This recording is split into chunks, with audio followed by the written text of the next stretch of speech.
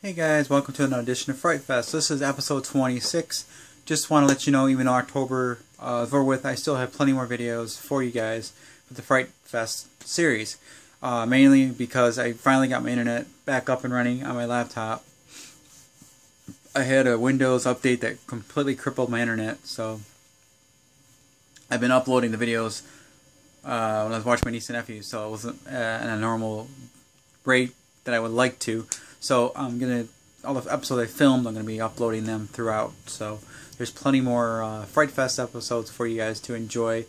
Sorry, they're gonna be somewhat after Halloween here. So anyways, this topic of FrightFest is top board games to play on Halloween or around October. So be it this is a little bit late, but here we go. Not in any particular order. Shrieks and Creeks, vintage audio cassette board game. Basically, what you're doing in the game is rolling the die, and you're moving dice until you get to a black cat. When you get to a black cat, you put this your key in there along with the key to that room that you're going in. If you hear dead silence, you can roll again, and then your turn goes on the next person.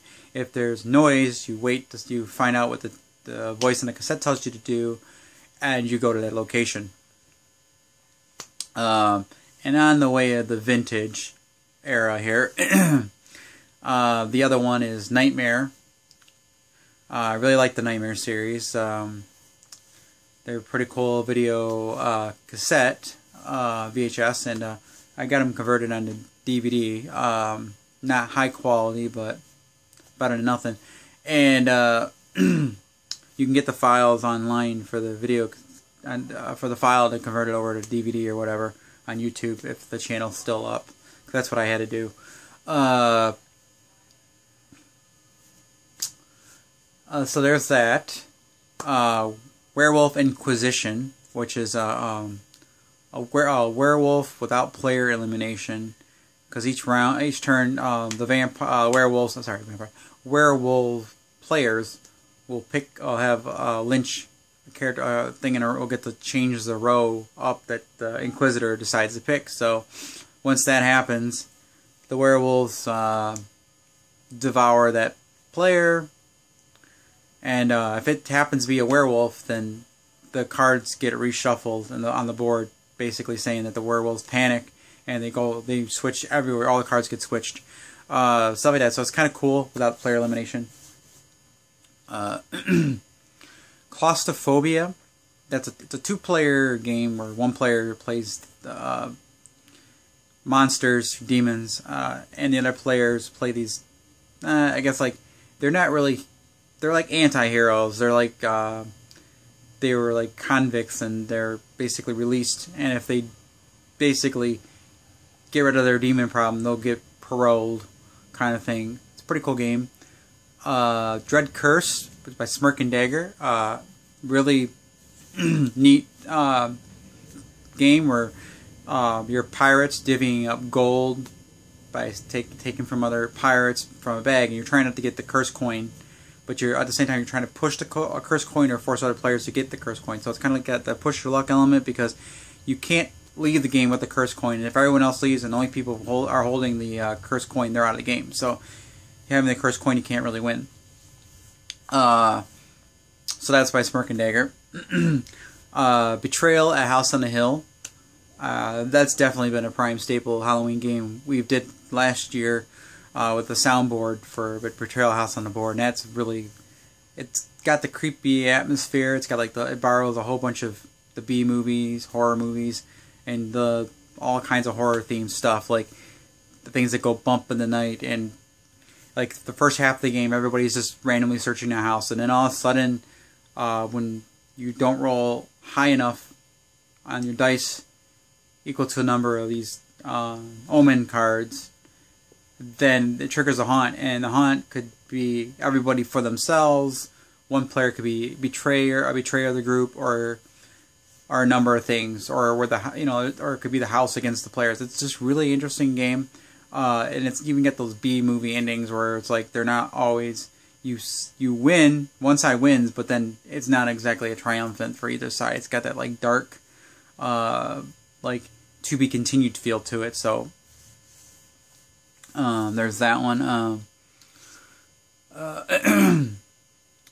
Trying to think. There's quite a bit of games that I like. Arkham Horror is definitely up there. And then the one that just came out not too long ago, Eldritch Horror, which is a much more mechanically condensed Arkham Horror. They're where the decks are themed based on the mythos that you're going against the creature. So it's kind of like got a little bit more streamlined Arkham Horror, but I really quite like that one. Let's see, trying to think. There's Mansions of Madness, another one by Fantasy Flight, very rich in theme. Like your players are working against one player that's playing all the bad guys, and there's like a storyline that you have to unravel to solve. Then you gotta, once you figure out the thing, you gotta figure out what you need to do to kill off the bad guys or go to a certain place. Or it's very story driven, pretty cool game. Trying to think.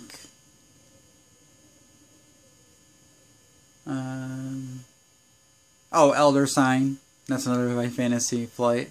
Elder Sign. And it's a Yahtzee style mechanic version of the Arkham Horror. And last but not least, Unspoken Words.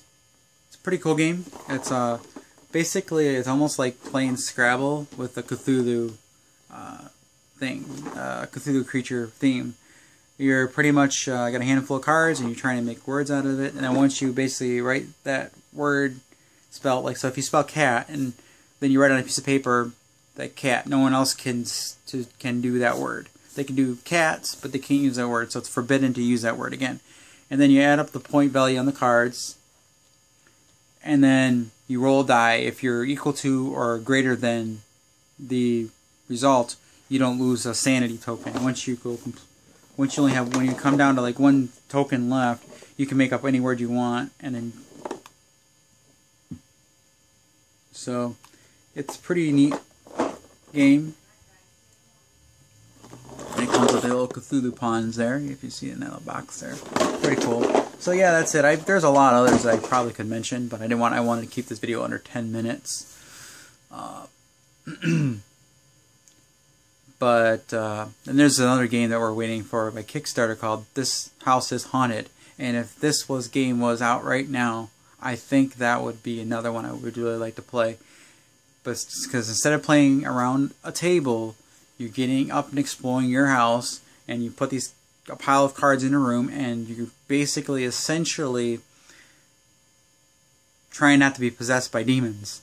All the while, if you're possessed by demons, you become working for the demons to possess other players, and the other players can try to prevent bless you so you don't become cursed.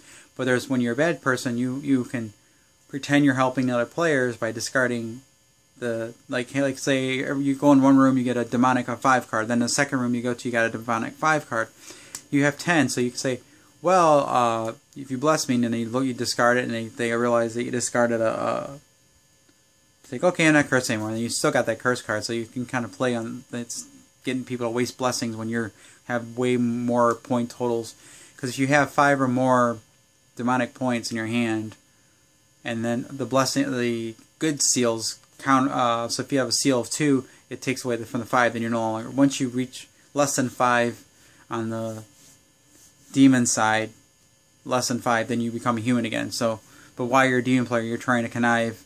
But the thing is that then at the end of every round, if you choose to, you can actually, there's a little, you pass the bottom of the box around, and people can put cards in there, good cards, bad cards, and then and there's one card from the main the deck that goes in there, and it gets shuffled up, and they all get played face up. So it's kind of got that werewolf feel to it as well. But anyways, keeping this video under 10 minutes. Hope you like this video, and I hope you like the other videos that are coming, even though they're going to be a little late. So thanks for watching. See you guys next time.